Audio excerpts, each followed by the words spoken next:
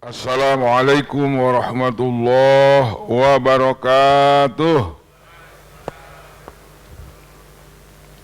Ahmadullah nusalli wa nusallimu ala nabiyina al-karim amma ba'du.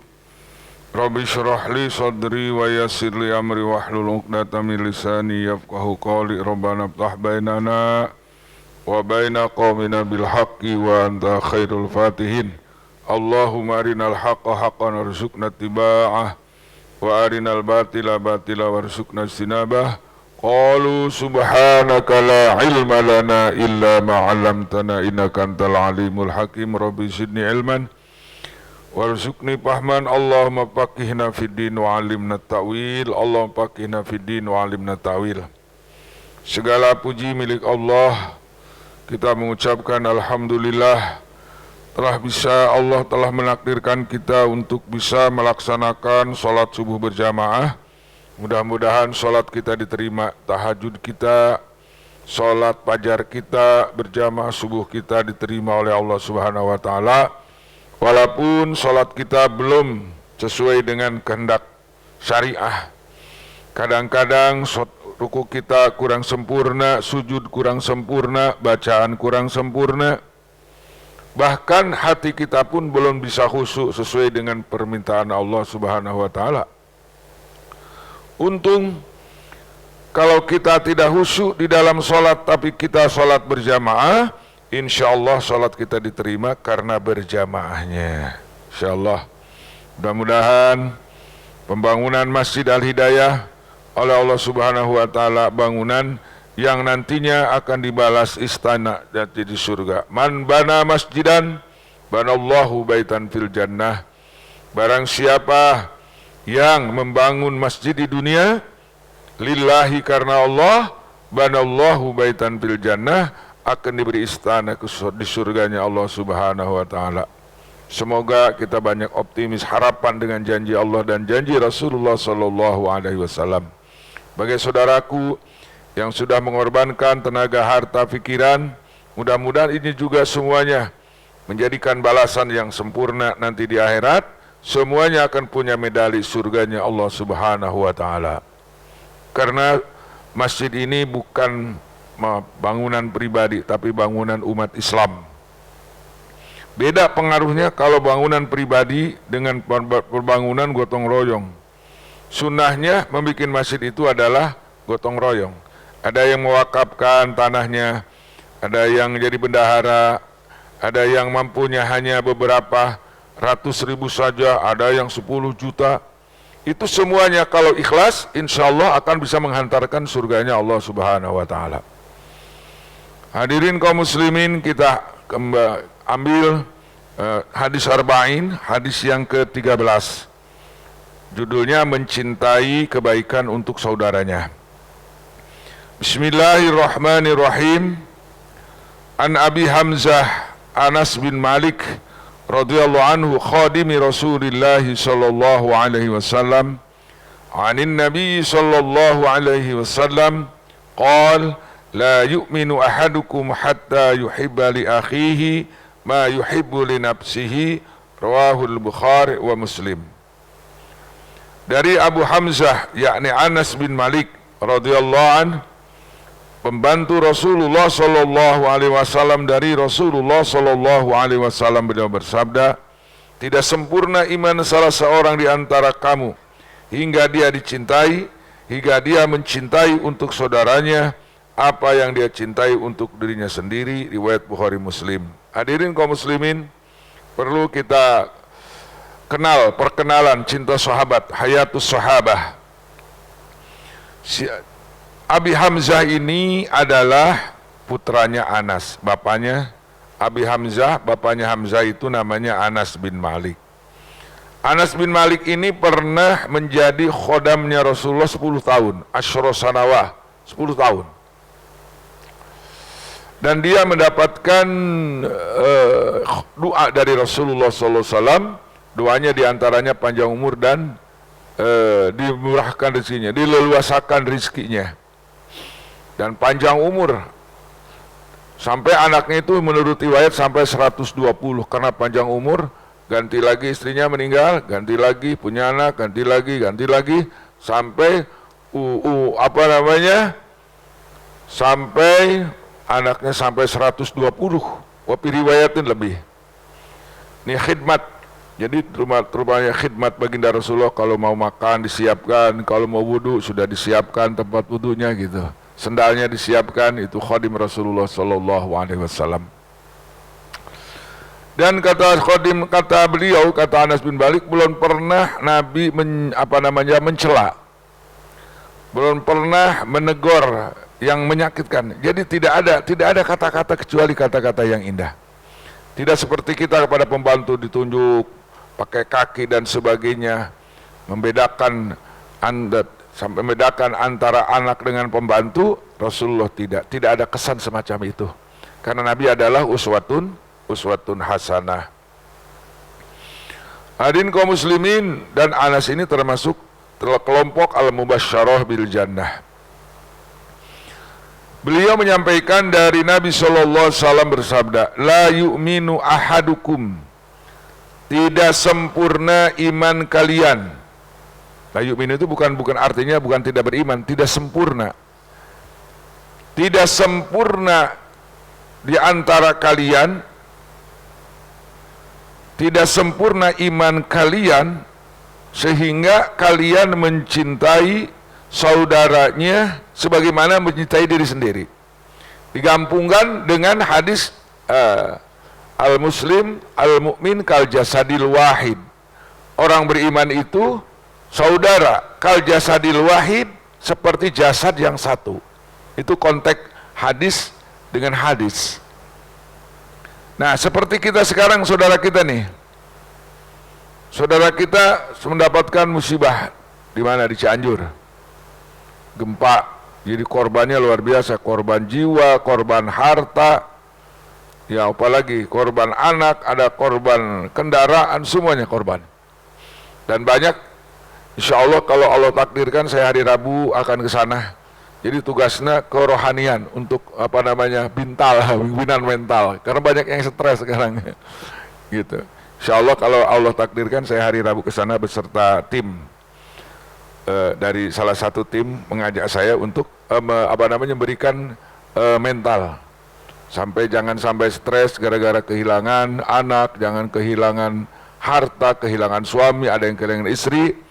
Insya Allah kita akan berikan sumbangan kerohanian, dan sudah 3 kali ke sana saudara rombongan kita untuk menyumbang pakaian, makanan dan sebagainya.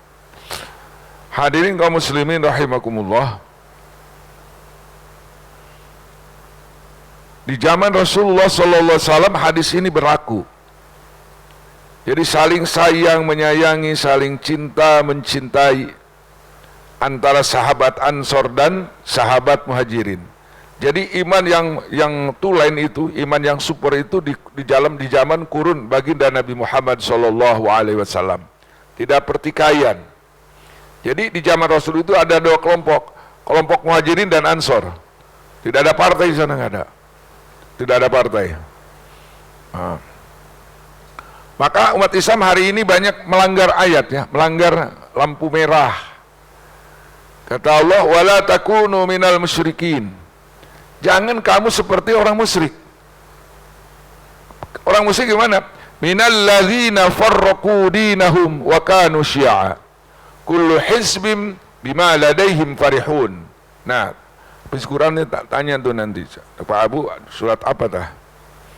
Janganlah seperti orang-orang musyrik. Kalau nggak surat Al-Ahzab ya, surat bukan, satu lagi surat Ar-Rum itu. Janganlah kamu mengikuti seperti gaya-gaya orang musyrik. Kenapa orang musyrik? Minal ladzina farraqu dinahum. Di antara orang-orang musyrik itu farraqu dinahum, memecah, berpisah, bercerai-berai, sebagaimana yang sudah disabdakan oleh Nabi, satab tariku ummati. Sama. Bani Israel itu, Yahudi itu bercerai-berai sampai 73 golongan. Itu Yahudi juga punya firqah. Nasrani juga firqah. Gitu. Wa kanu syi'a, mereka itu punya kelompok. Tiap-tiap kelompok farihun, merasa hebat. I am the best. Hanya aku yang hebat, selain aku tidak hebat. Itu namanya kullu hizbin bima ladaihim farihun. Nah ini sudah terjadi di mana-mana. Sudah terjadi. Apalagi sekarang kita partai ya, dari dulu kan ada partai Masumi, partai NU, partai Serikat Islam, partai apa lagi? Banyak ya dulu ya, Islam. Sekarang partai juga ada, ada partai Ka'bah, ada partai PKS, dulu nggak ada. Dan kalau sudah berpirata partai, kita tidak berbicara umat, tapi berbicara intern partai. Bagaimana partai kita banyak muatannya, begitu kan? Bagaimana kita dapat kursi yang banyak, itu pikirnya. Tapi kalau umat Rasul, ummati, bagaimana umat Rasul supaya bersatu? Begitu. Masya Allah. Apalagi sekarang banyak nabi palsu, ya, nabi palsu. Di zaman Rasul nabi palsu sudah ada, gitu. Banyak yang palsu, oli palsu, bensin palsu, kemudian gigi palsu, apalagi yang palsu ya? Apalagi? Apa? Banyak yang palsu. Iman juga banyak ke iman palsu. Di zaman Rasul ada mau memasukkan iman, tapi dikonter sama Allah. Ada orang ngaku iman, padahal nggak iman. Itu yang dipimpin namanya Abdullah bin Ubay bin Salul. Datang kepada Nabi di dalam kitab Tanwirul Uqul fi Asbabin Nuzul. Itu Abdullah bin Ubay bin Salul itu merayu nabinya, heboh pokoknya. Manis kata-katanya. Nabi dirayu bagaimana, ya Rasulullah, ya Habibullah, keren. Abu Bakar kamu ini orang yang luar biasa, pernah menemani di Gua Hiro, di Gunung Sur katanya. Rayu lagi Sayyidina Abu Bakar ya dirayu, sudah tadi. Sekarang Umar kamu bahagia punya gelar Al-Faruq. Itu di Madinah dapat. Utsman kamu untung punya mertua sampai kamu 2 putri Rasulullah ditikah. Ali juga sampai dirayu. Kalau enggak Allah sampaikan, manusia itu terpesona, benar itu omongannya. Tapi setelah ayat itu turun, ngomong udah begitu, baru ayat turun, wa minan nasi may yaqulu amanna billah wa bil yaumil akhir wa ma hum bimumin. Ada sebagian manusia yang mengaku iman pada Allah dan mengaku kepada hari akhir padahal tidak beriman. Itu imannya iman palsu. Begitu. Allah, Nabi juga nggak tahu kalau nggak disuruh sama. Begitu. Jadi orang beriman itu nggak ada pertikaian, ikhwatun, saudara. Dan orang beriman itu memang dikali oleh Allah dalam rasa cinta. Innalladzina amanu wa amilus solihati sayaj'alu lahumur rahmanu wudda. Sesungguhnya orang beriman dan beramal soleh, Allah jadikan mereka di dalam hatinya ada rasa cinta. Seperti Al-Hidayah, luar biasa ini Al-Hidayah. Berkah berjamaah, berkah mendengarkan firman Allah, berkah mendengarkan sabda Nabi, berkah menasihati, mendengar nasihat ulama soleh, sehingga lahirlah apa? Di sini ada pembangunan masjid, lain mungkin letik masjid tapi mungkin gede. Ini menandakan tandanya iman kita. Alhamdulillah.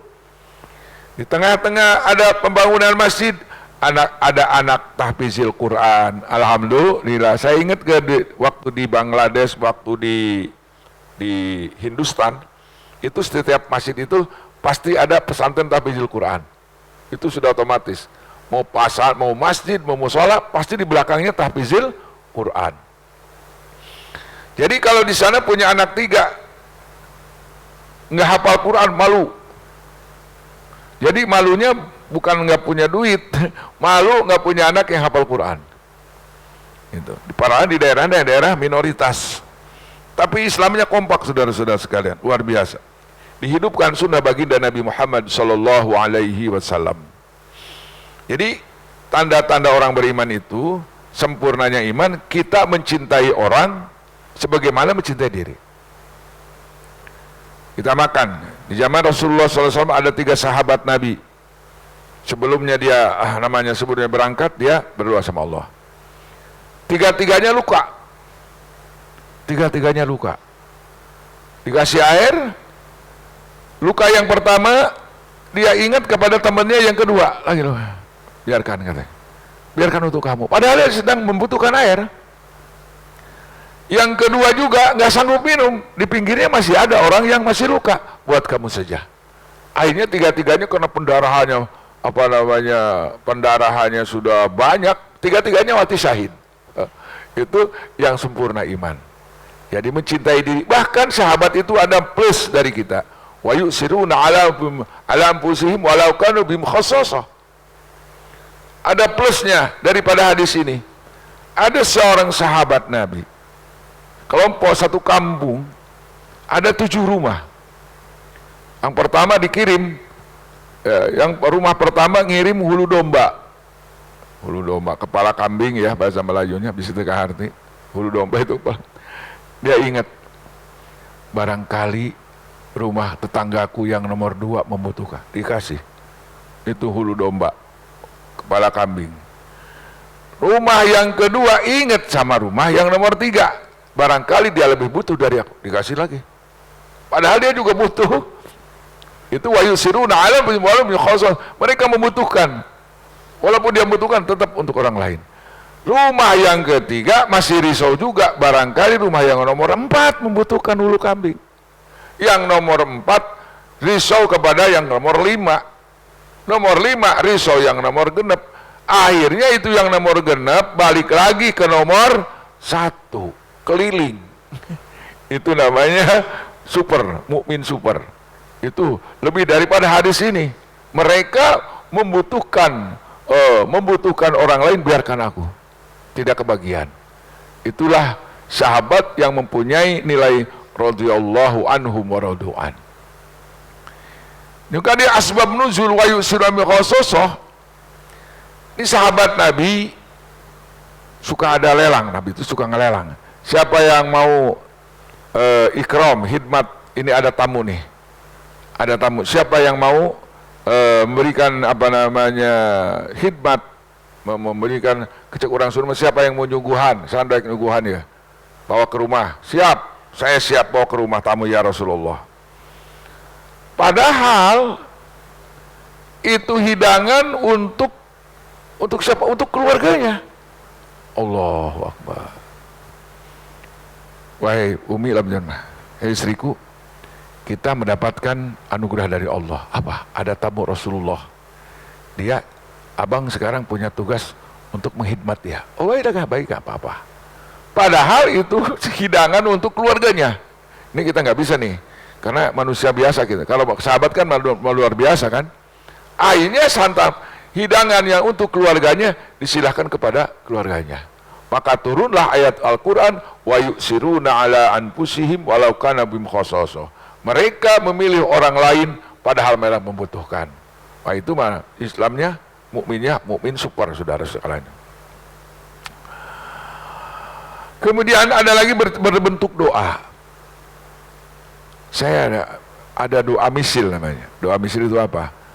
Kalau kita mendoakan kebaikan kepada orang lain, pasti doa itu kembali sama kita. Seperti saya berdoa jarak jauh, ya Allah, mudah-mudahan jamaah hidayah semuanya husnul khotimah. Umpama saya doa dari jarak jauh, dia disentul. Padahal orang sentul nggak tahu saya doakan. Kata malaikat, Allahumma ij'al mislahum. Ya Allah, mudah-mudahan orang ini juga husnul khotimah. Kalau saya mendoakan kepada saudaraku yang ada di sini, ya Allah, mudah-mudahan rizkinya jamaah hidayah dijembarkan, dileluasakan untuk membangun Masjid Al-Hidayah. Kata malaikat, ya Allah, orang ini juga leluasakan rizkinya. Ya Allah, mudah-mudahan umat Rasul semuanya husnul khotimah. Kata malaikat, ya Allah, orang ini berikan husnul khotimah. Ya Allah, damaikan umat Islam ini. Ya Allah, damaikan keluarganya, sakinah, mawaddah, warahmah. Maka malaikat pun berdoa untuk kita.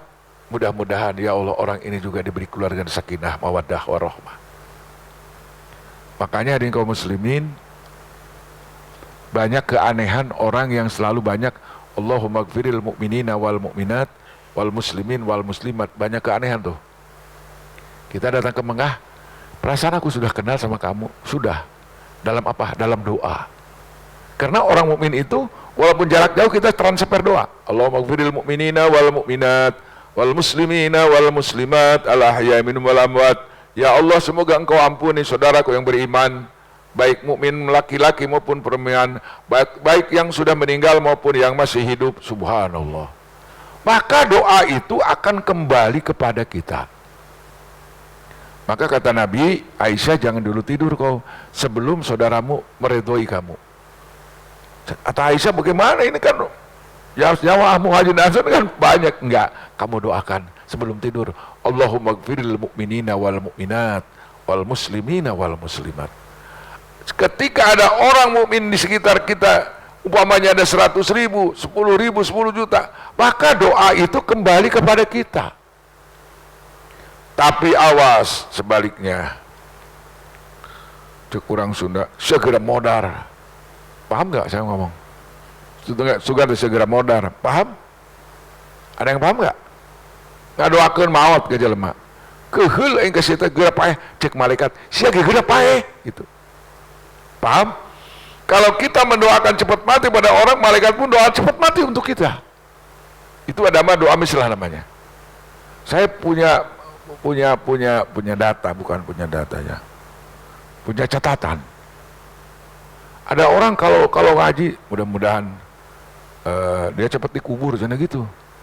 Doanya begini, mudah-mudahan pejabat-pejabat kita orang soleh semuanya, katanya.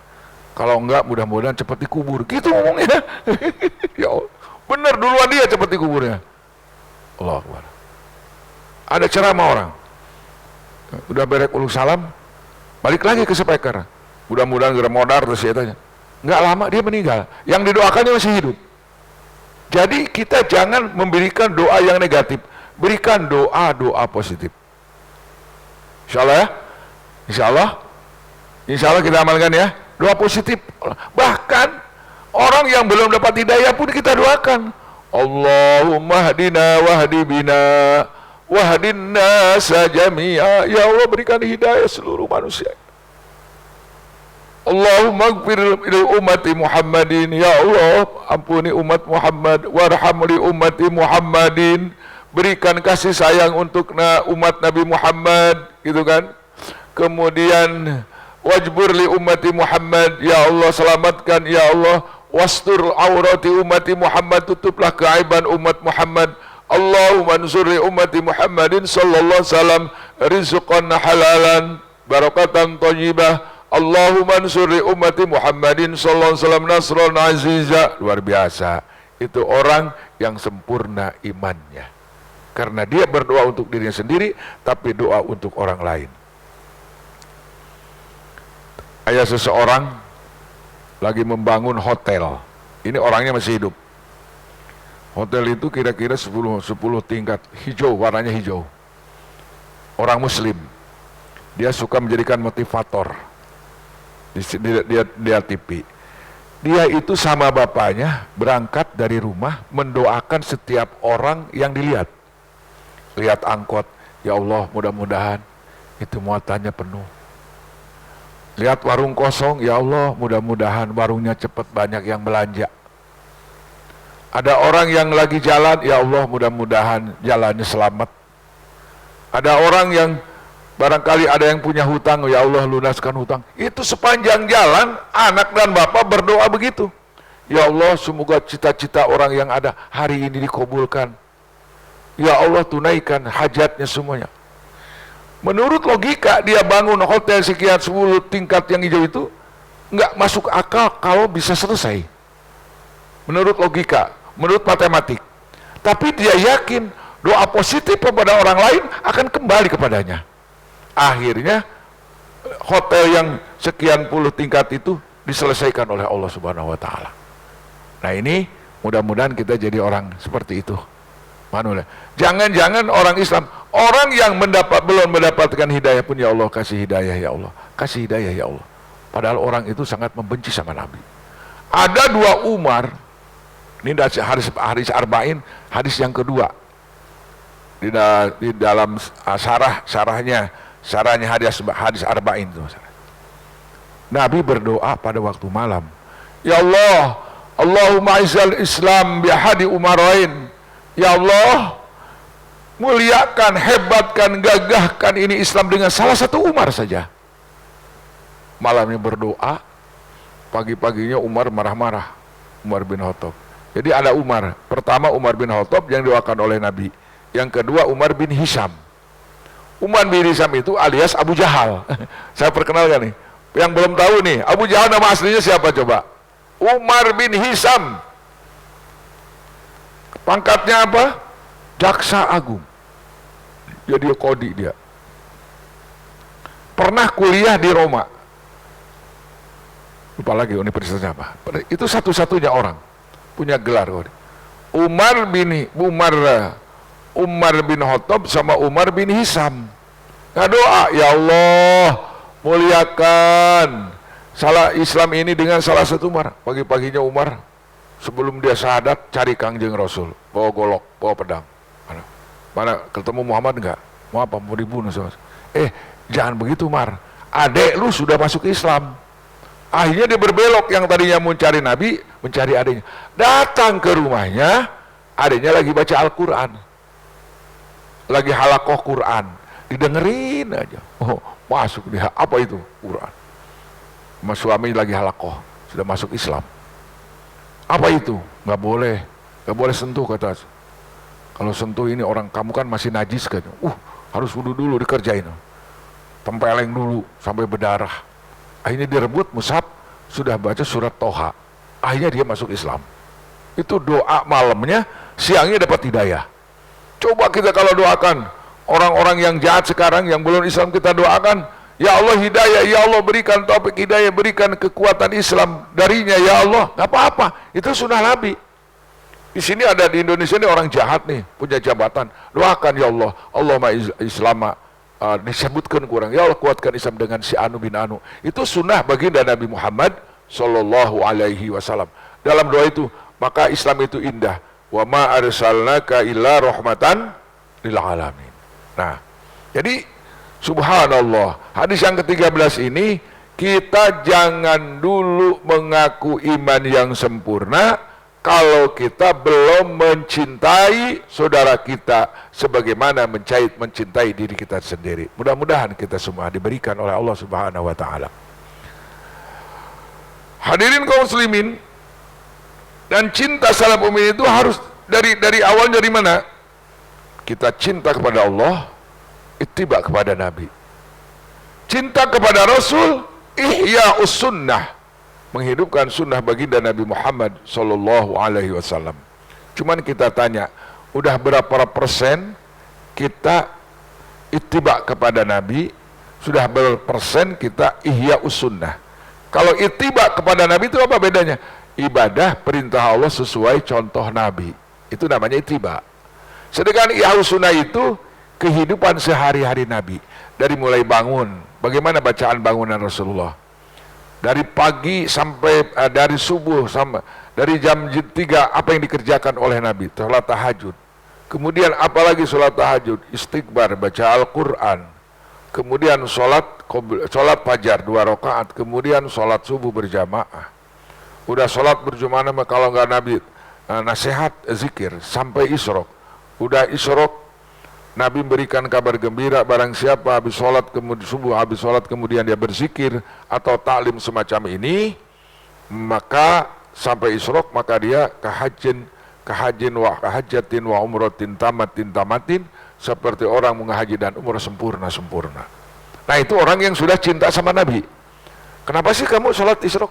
Nabi kasih contoh, ngasih manjurkan. Kenapa kamu jam 7, jam 8 kan ke sholat duha? Nabi bersabda, bersabda dan berikan contoh. Itu namanya ihya'us sunnah. Tanda-tandanya cinta kepada Nabi Muhammad Sallallahu Alaihi Wasallam. Kenapa sih kamu suka ada sholat hajat segala macam? Itu ada anjuran dari Nabi. Kenapa kamu sebelah sholat duhur ada 2 rakaat 4 rakaat? Nabi menyabdakan dan mencontoh. Setelah juga, nah itu namanya man ahya sunnati faqad ahabani wa man ahabani kana ma'i fil jannah. Nah kalau kita sudah cinta kepada Allah dominan, cinta kepada Rasul kita dominan, maka timbul di hati kita ada rasa cinta kepada sesama mukmin. Insya Allah. Kalau kita tidur, ternyata tidur Rasulullah itu nggak sembarangan. Terutama kepalanya madhab kiblat, madhab kaler, madhab ngalor, wajahnya madhab kiblat. Bisa minggir, bisa terlentang. Ada 3 posisi tidur yang telah dicontohkan oleh baginda Nabi Muhammad SAW. Sebelum tidur, Nabi yang dibaca apa? Kulhu 3 kali, palak binas 3 kali, kemudian wudhu dulu, sholat 2 rakaat, kemudian kul baca al-ikhlas, palak binas, kemudian ditutupkan telapaknya, diusapkan ke wajahnya, kemudian Nabi pun baca surat Tabarok dan alif lam mim tanzil. Kemudian kita laksanakan, berarti kita telah bercinta dengan Nabi Muhammad Sallallahu Alaihi Wasallam. Ketika bangun apa yang dibaca? Inna fi khalqis samawati wal ard wa ikhtilafil laili wan nahari laayatin liulil albab alladzina yadhkuruna Allah qiyaman, sampai inaqalatul. Itu adalah aurad-aurad. Kalau kita amalkan, berarti kita sedang menandai cintanya kepada Nabi Muhammad Sallallahu Alaihi Wasallam. Kemudian kenapa sih kamu suka bawa siwak? Karena Nabi mengatakan gitu, mengatakan lau an asyukku ala ummati la amartum bisiwak kulla sholatin. Kalau seandainya aku tidak memberatkan umatku, pasti aku akan merintahkan siwak setiap sholat. Itu ya katakan. Maka Imam Malik mengistinbat siwak itu wajib bagi Imam Malik. Witir bagi Imam Hanafi wajib. Bagi Imam Syafi'i adalah sunnah muakkad. Sebab ada hadis malam yatir pala samina, barang siapa yang tidak witir berarti bukan kalau aku. Diistinbat ke Imam Hanafi, witir wajib. Subhanallah. Jadi bagaimana caranya sih supaya saya cinta sama-sama? Cintai dulu Allah, cintai dulu Rasulullah, baru akan tumbuh kita akan cinta sama muslim. Caranya orang beriman cinta. Ada orang yang sakit baik di rumah sakit, dia tengok.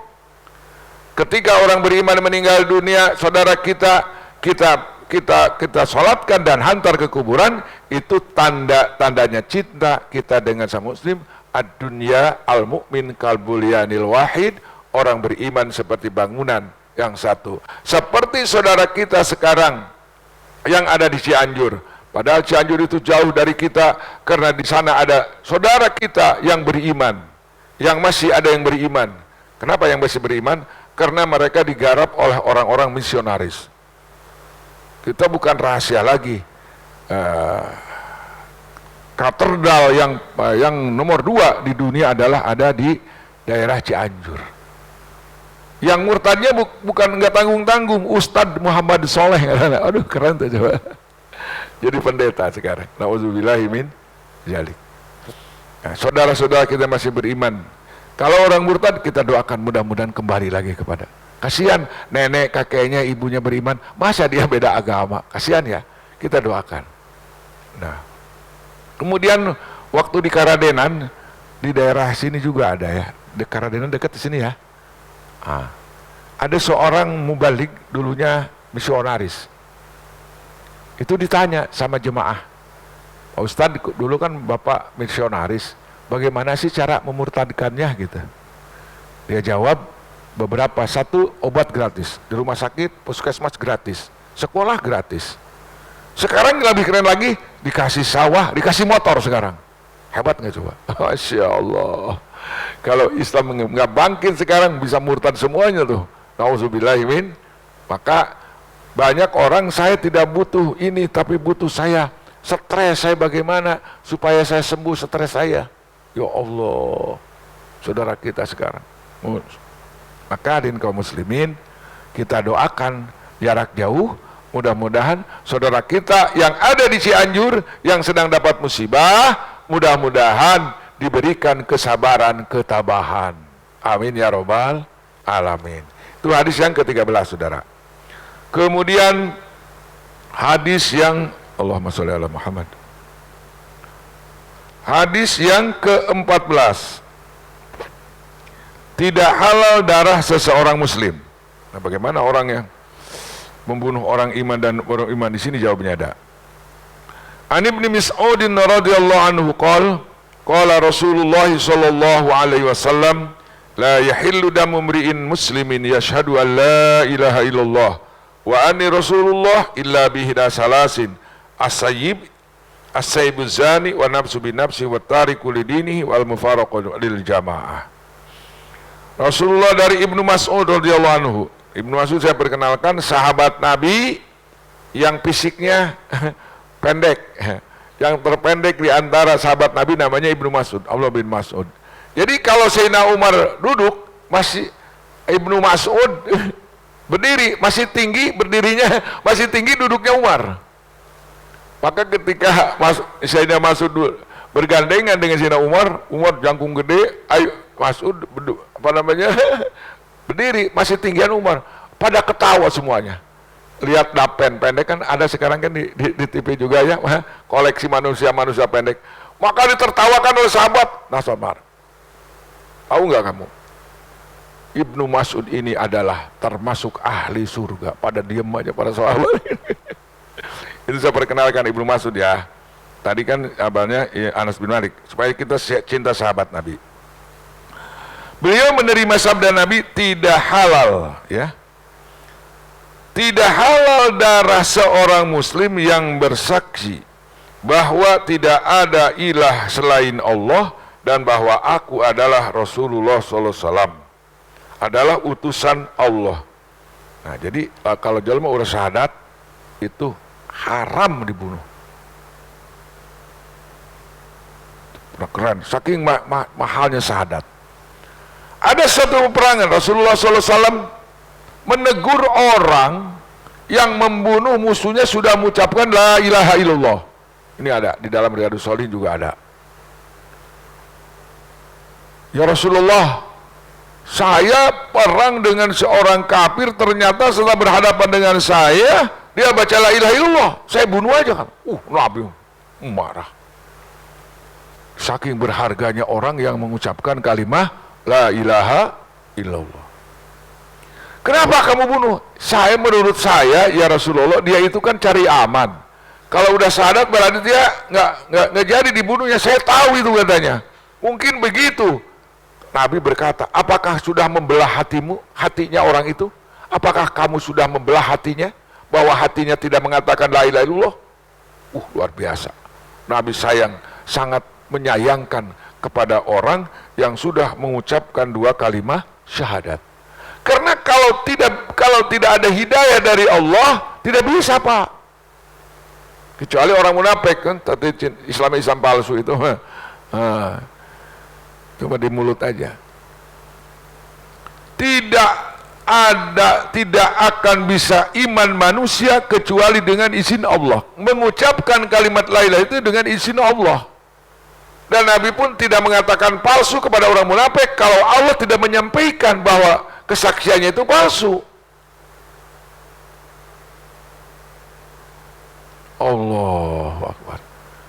Punten, maaf 1000 maaf saya bacakan hadis ini, tapi kalau bukan Bukhari Muslim saya nggak sampaikan. Ketika paman Rasulullah SAW yang namanya Abu Thalib waktu sakaratul maut, Nabi datang untuk mentalkinkan kalimat la ilaha illallah. Pas datang ke sana sudah ada Abu Jahal sama Abu Lahab. Kata Rasulullah, ya ulia ammi la ilaha illallah. Kata Rasulullah, paman, ucapkan la ilaha illallah. Wah, ngadat. Ngambek kata Abu Lahab, Abu Jahal. Jangan, kamu dari dulu menyembah nenek moyang, agama nenek moyang. Masa kamu mau mati ngucapin itu? Baca lagi. Qul ya ammi la ilaha illallah. Katakan wahai pamanku la ilaha illallah. Kata Abu Lahab, jangan. Akhirnya nggak sempat baca la ilaha illallah. Abu Thalib nggak ngucapin la ilaha illallah. Hadis riwayat Bukhari ini. Maka Nabi sedih. Ya Allah, kalau seandainya pamanku satu kali saja mengucapkan kalimat la ilaha illallah, pasti aku akan membela nanti di jembatan Shiratal Mustaqim. Masya Allah. Penting ya. Jadi tidak halal orang yang sudah syahadat dibunuh sama kita. Kecuali melanggar hukum pidana, kecuali pidana nih, boleh halal darahnya. Satu, as-sayyibuz zani, wanita yang berzina, baik gadis maupun janda. Kalau janda itu harus dibunuh, duda harus sampai mati. Kalau bujangan sama perawan 80 jilid yang keras. Banyak yang jarang yang hidup, mati aja itu banyak. Kalau dipuluh 80 kali tapi yang keras gitu, pakai jilidan. Kalau duda dengan janda itu 100 ranjaman, dia dilempar ranjam. Itu hukum pidana orang yang berzina. Yang kedua, wa nafsu binafsi, nyawa tambah nyawa. Nyawa bayar nyawa. Orang yang membunuh orang Islam, membunuh Islam, harus dibunuh lagi. Kecuali nanti ada keluarganya yang memaafkan, itu ada aturannya. Yang ketiga, watarik linopul, orang yang murtad, yang meninggalkan agamanya, yang berpisah dengan jamaah. Seperti orang murtad itu, kalau hukum Islam itu halal darahnya. Tapi kan negara kita kan bukan negara hukum Islam yang dipakai, hukum HAM, gitu ya.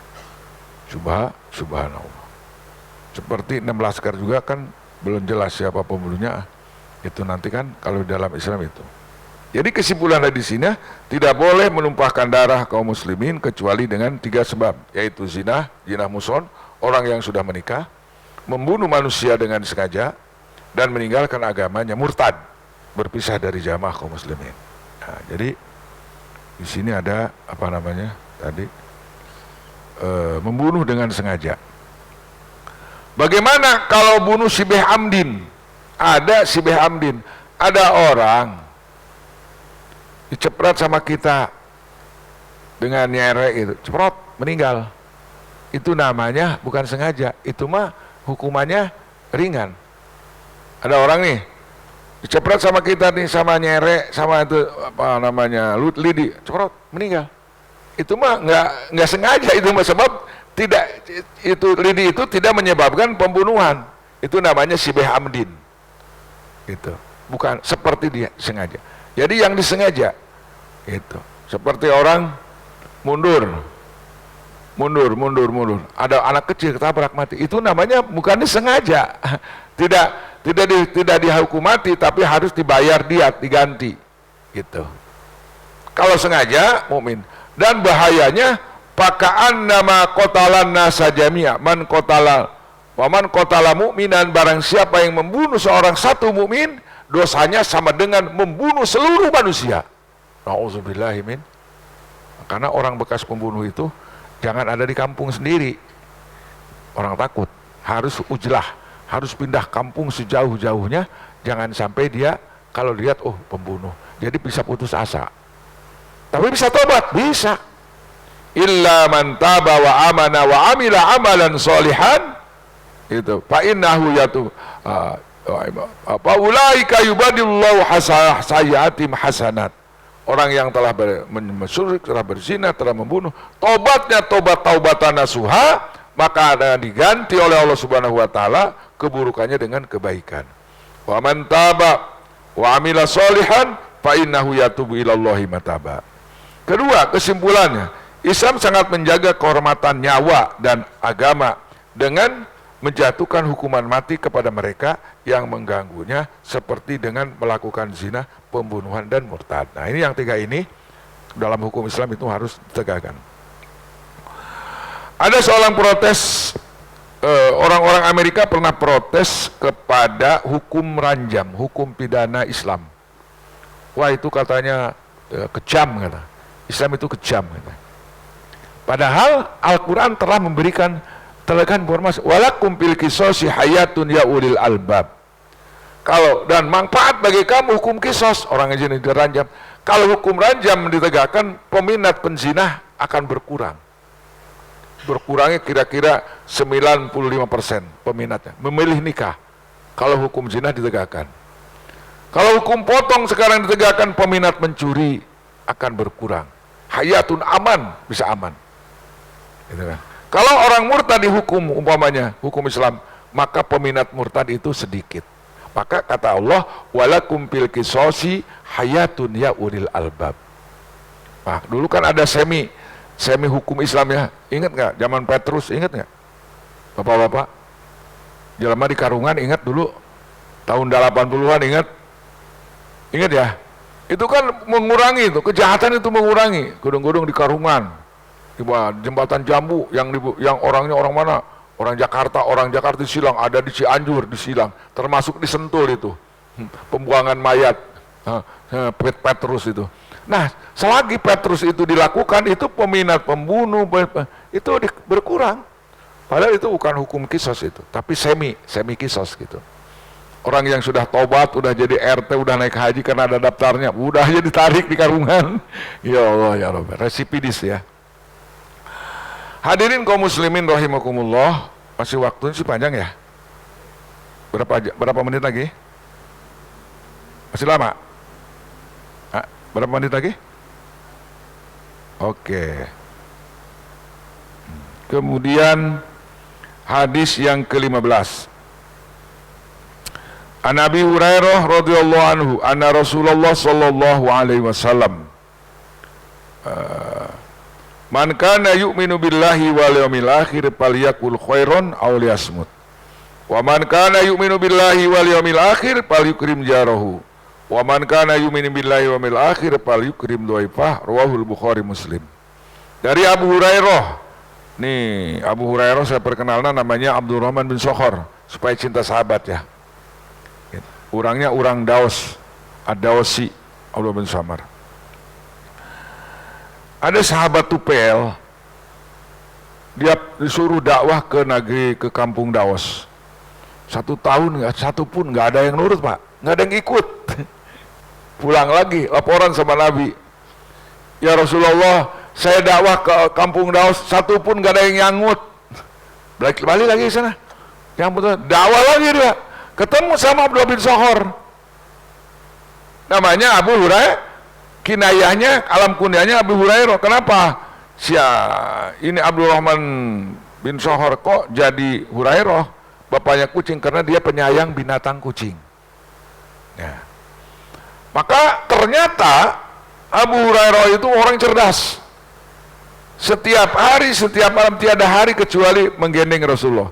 Malamnya menggendeng Rasulullah. Apa yang diucapkan, apa yang digerakkan, langsung jadi masuk ke akal, ke pikirannya, tanpa dicatat, cerdas otaknya. Gitu. Lihat Rasulullah duduk begini, sampaikan. Bagaimana Rasulullah bersabda, ingat dia. Gerakannya juga ingat.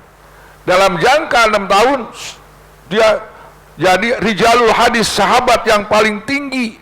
Hafalannya paling banyak adalah Abu Hurairah. Ranking kedua Siti Aisyah, karena Siti Aisyah adalah istri Rasulullah Sallallahu Alaihi Wasallam. Suatu saat para sahabat mengagumi Abu Hurairah. Asal Abu Hurairah datang, ulama nih, mau alap tapi bisa mengalahkan kita. Karena dia menurut riwayat nggak punya istri ya, Abu Hurairah itu. Karena dia sibuk dengan agama, dijaga oleh Allah. Lihat para sahabat Nabi tawajuh kepada Abu Hurairah, sedangkan Kitupel yang menjadikan asbab hidayah nggak ada yang melirik situ pun. Padahal dia, si Abu Hurairah itu diislamkannya melalui Kitupel, sahabat Tupel. Datang Abu Hurairah, hormat semua. Kata Rasulullah, saudara-saudaraku, sahabatku, nanti di pintu surga yang paling depan, yang paling dahulu yang masuk surga Kitupel. Kaget dia. Padahal Kitupel ini tidak termasuk orang ahli hadis. Mengapa begitu? Karena Kitupel ini yang menjadikan asbab hidayah masuk Islamnya Abu Hurairah gara-gara dia. Itu namanya pahala multi level, marketing multi level. Jadi kalau Abu Hurairah sholat tahajud, dapat pahala tahajud Kitupel. Ketika sholat berjamaah Abu Hurairah, dapat pahala juga Kitupel. Ketika dakwah, dapat jatah setoran buat Kitupel. Tahajud, dapat pahala Abu Hurairah, Kitupel juga dapat pahala. Tetapi pahala Abu Hurairah tidak terkorteng. Ternyata mandala ala khairin kapaili. Maka para sahabat Nabi, sahabat Nabi sekarang setoran pahala. Kenapa? Karena jasa beliaulah kita mendapatkan agama. Sahabat kepada tabi'in, para dai datang ke Indonesia, setor kepada Abu Bakar, ada yang setor pada Umar, ada yang setor sama Utsman. Bagaimana dia menyampaikan dulu hadis berapa? Itu namanya Abu Hurairah, supaya cinta sahabat. Jangan dibalik. Aika kolo, aika kopra mencintai, aika jenderal terwahu-wahu acan. Apa maksudnya? Artinya, ai sahabat Nabi itu disebut-sebut, anu ngisi pastikan asup ke surga, anu cari pastiin ke surga, kurang diagul-agul, dikultus-kultus. Wah ini, lam yabres ini, tidak beres itu. Makanya harus ada hayatus sahabah, supaya cinta sahabat, karena sahabat sudah diponis oleh Allah, radhiyallahu anhum wa radu'an. Muliaan mana sahabat Nabi jeung tabi-tabi atau muliaan sahabat? Ashabi kan nujum bi'aitanum ihtadaitum. Sahabatku seperti bintang. Itu kan? Sahabatku seperti bintang, di mana saja kau mengikuti sahabatku yang empat, kamu dapat hidayah. Ikut Abu Bakar dapat hidayah, Umar dapat hidayah, ikut Utsman dapat hidayah. Kemudian ikut Ali dapat hidayah. Itu sudah ada garansi dari Nabi. Bahkan ada kekhususan, iktadu bil lazaini. Ikutilah dengan dua orang ini, Abu Bakar dan Utsman, Abu Bakar dan Umar. Subhanallah. Apa gunanya bintang? Gunanya bintang itu wabin najmihum yahtadun. Dengan bintang para nelayan kapal dulu nggak pakai kompas, tapi dengan bintang. Wah ini arah batar, ini arah timur. Dari bintang dulu sebelum ada kompas.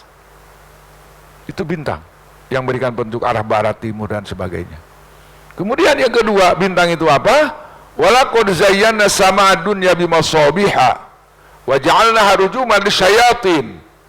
Aku jadikan bintang itu sebagai masabih, sebagai apa namanya, tazayyun. Bulan kalau ada bintang nggak hebat, kurang rame, indah, tazayyun. Kita wa masabih.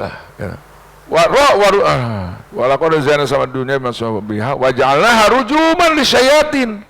Dan bintang itu gunanya untuk melempar setan. Jadi apa maksudnya? Jadi kalau kita ingin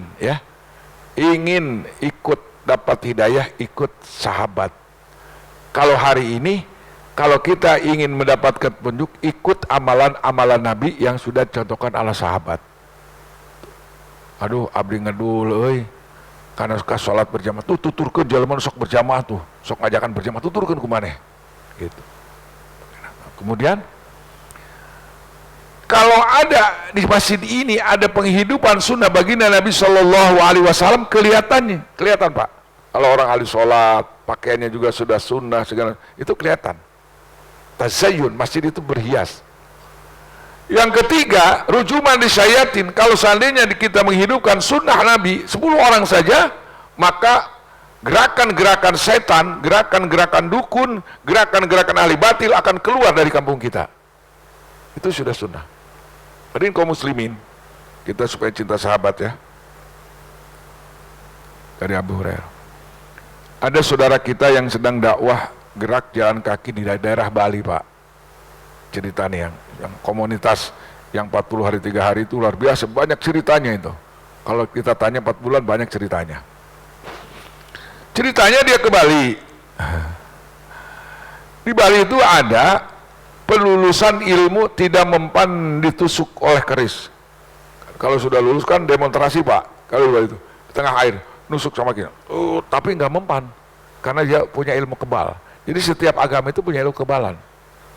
Tapi ketika saudara kita sedang bergerak di sana, Zohor datang, suara ajan dikumandangkan. Allahu Akbar, Allahu Akbar. Itu keris asup Pak, bers. Ilmu setannya kabur. Ternyata ilmu setan ketika kita azan itu, setan terbirit-birit sampai kentut-kentut. Mendengar apa? Mendengar suara azan. Maka saya lucu 4 tahun yang lalu ada orang dari Jakarta pindah ke Sentul Pak. Disangkanya ada masjid. Ada suara azan, Allahu Akbar. Hari takene balik deh ke Jakarta. Kata gurunya, jangan dengerin adzan. Dijual lagi rumahnya. Takut itu orang kafir sama azan. Nah, insyaallah ya. Nah ini riwayat Abu Hurairah supaya kita cinta. Apa yang didapat Abu Hurairah? Rasulullah SAW bersabda, katanya bahwa Rasulullah SAW bersabda, man kana yu'minu billahi wal yaumil akhir falyakul khairan. Barang siapa yang beriman kepada Allah dan hari akhir, maka berkatalah dengan baik. Kenapa? Ma yalfizu min qaulin illa ladaihi raqibun atid. Udah lewat ya? Berapa menit lagi? 7 menit lagi. Tidak ada yang keluar dari mulut kita illa ladaihi raqibun atid, kecuali dicatat oleh malaikat raqib. Kalau rajin baca Quran, sholawat, sholat sunat, semuanya dicatat. Terus, tapi kalau kita berbicara buruk, ngumpat, gibah, ngomongin orang, jelek-jelekin saudara sendiri, maka itu dicatat oleh malaikat atid. Kapan nanti dibuka? Iqra kitabak kafa binafsikal yauma hasiba. Nah, baca rapot. Di umur 15 tahun sampai kamu punya umur 50 tahun, semua ada catatan pembicaraan kamu. Yang baik gitu. Yang baik apa? Yang baik, yang buruk ada catatannya.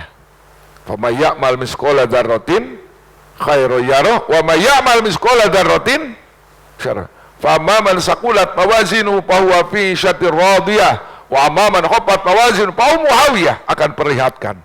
Rajin baca Quran satu huruf suruh balik, baca sholawat, ayat catatanan. Tuh ngomongkeun mitoha, ayat di catatan. Ada yang bicarain tetangga, ada. Ngomongkeun lurah, ayat catatan. Ngomongkeun kiai, ayat sia. Catat perukara mau dicatat meureun. Maka jelema iman mah moal sarawodo ngomongna. Gitu. Moal padu heulai gitu. Makanya kata Nabi ada pepatah, idza nataqta falyatadabbar ma akibatuhu. Apabila kamu bicara, pikiran heula apa akibatnya. Makanya bahasa Sunda ya, bahasa Sunda bahasa naon ya? Think today and speak tomorrow. Bahasa naon teh? Bahasa Sundanya? Bahasa Jepang. Think today artinya berpikir hari ini untuk bicara besok. Kita mau besok ceramah nih, pikirin dulu. Apa kira-kira bahaya nggak kira-kira nih? Kalau bisa direkam dulu. Ulah pada ngaheulai. Cara uapik pada ngaheulai ngomongna sarawodo segala pada disebutkeun. Itu. Falyakul khairan. Kalau nggak bisa, aulias mut, don't speak. Entah ngomong nggak sekunan cecing waingsin salah di kolesan letah. Aduh. Waman kana yu'minu billahi wal yaumil akhir fal yukrim jarahu. Barang siapa yang beriman pada Allah dan hari akhir, hormati tetangganya. Apakah itu tetangga muslim atau non muslim? Karena Nabi bertetangga dengan tetangga Yahudi. Nabi kebanyakan bertetangga dengan Yahudi. Bahkan Nabi ada punya cerita lucu. Nabi pernah nengok orang Yahudi, pada orang Yahudi itu tiap hari ngeledek Nabi, ngeludahi Nabi. Setiap hari. Asal ketemu dong, cih, usap, sabar. Ulun kurang mau digecek katanya mah. Tapi Nabi makan uswatun hasanah. Nah, pas begitu sakit. Kemana? Ini orang yang suka ngeluh, lagi sakit ya Rasulullah. Sakit panas. Oh baiklah. Beli anggur, beli korma. Coba bayangkan. Dibawa aja. Kalau ngomong tetangga, paling tetangga jahat ke Kanjeng Nabi. Sebab tetangga dihormat punya. Kewajiban tetangga. Si Yahudi kaget, loh musuh gua utama datangin, pasti gua dicekek nih katanya. Nabi senyum bawa makanan. Kenapa kamu datang ke sini? Aku akan melaksanakan ajaranku. Islam mengajarkan bahwa siapa orang yang beriman pada Allah harus hormat tetangganya. Aku yang mengatakannya dan aku harus memberikan contoh. Tadinya dia udah curiga. Kata Yahudi, asyhadu alla ilaha illallah wa asyhadu annaka rasulun karim. Aku bersaksi bahwa tidak Tuhan kecuali Allah dan engkau adalah utusan yang mulia. Masuk Islam dengan akhlak. Yang kedua, Nabi bertetangga dengan anak Yahudi. Itu anak Yahudi setiap hari pengen ketemu Nabi terus. Kira-kira umur 10 tahun. Ceritanya sakit panas. Yang dipanggil kami tamu Nabi Muhammad. Teman Nabi Muhammad katanya. Bapaknya panggil. Abul Qasim. Anakku nyebut-nyebut kamu terus, tolong tengok dong kan. Ditengok sama Nabi. Bapaknya benci sama Nabi, nyebut lagi Abul Qasim, nggak mau bilang Muhammad. Muhammad itu kan artinya orang dipuji. Maka panggilnya Abul Qasim karena Nabi punya anaknya Qasim, Abul Qasim. Abul Qasim, anakku sakit. Tengok. Apa ini? Aku tengok. Pas ditengok Nabi, subhanallah, nelkinkan orang yang sedang sakit panas. Kul ya gulam, kul la ilaha illallah. Wahai nak, bacakan la ilaha illallah. Tuh, hormat tetangganya begitu. Dia takut sama orang tuanya. Begini aja, nengok. Takut. Ada isyarah. Ati Abul Qasim, ikuti Bapak Qasim. Akhirnya anak itu baca kalimat asyhadu alla ilaha illallah wa asyhadu anna Muhammadar Rasulullah, mati, meninggal. Nabi langsung baca alhamdulillahilladzi anqadhahu minan nar. Segala puji milik Allah yang telah menyelamatkan anak ini dari api neraka. Fal yukrim jarahu. Ya Allah. Makanya kalau kita punya daging, punya apa tangga kira-kira kambeun mah kudu dianteran, dalam dianteran doraka eta pamali. Kemudian yang terakhir, wa man kana yu'minu billahi wal yawmil akhir fal yukrim dhaifah. Barang siapa yang beriman kepada Allah dan hari akhir, hormati tetangganya. Ini ada cerita lagi nih. Cerita lagi, boleh satu lagi ya.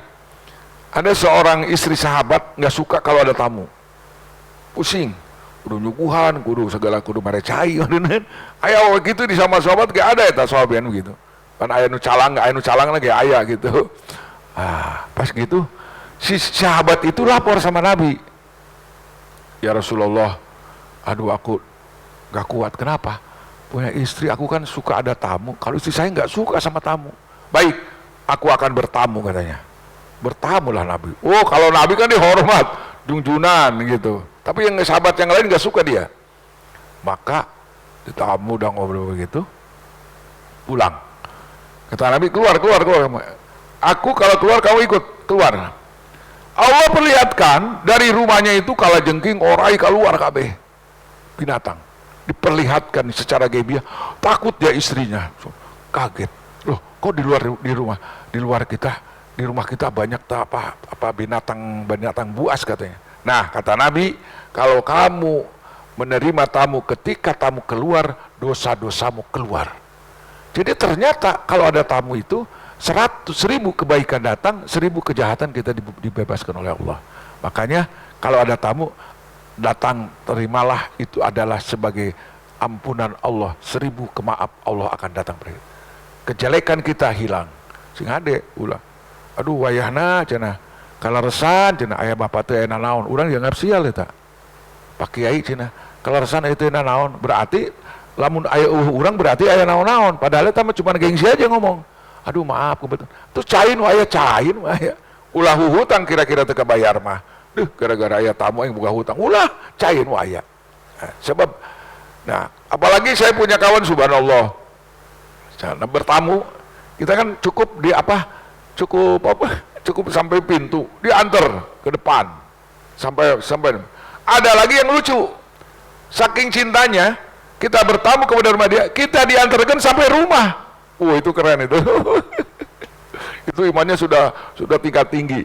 Kalau kita ada tamu jangan ditutupkan pantona, tuturkan. Ada tamu antarkan kurang sakurang-kurangna dina panto kieu tingalikeun lamun mobil tingalikeun kieu. Ulah kakarak keluar eta tamu, laju dipantokeun, wih eta mah gawat eta mah. Sarua jeung geura mabur sia sarua kitu eta. Jadi kalau bisa kalau naik angkot sampai ke sampai antarkan ke jalan. Keren. Yang lebih keren lagi, antarkan tapi ka imahna di mobilan ku urang. Keren mah, ka surga eta mah jelema. Udah sampai? Sudah beres. Mudah-mudahan apa yang sampaikan yang benarnya dari Allah, yang salahnya dari kebodohan saya. Mari kita doa kifaratul majlis. Subhanallah, subhanakallahumma bihamdika asyhadu an la ilaha illa anta astaghfiruka wa atubu ilaik. Mohon maaf. Assalamualaikum warahmatullahi wabarakatuh.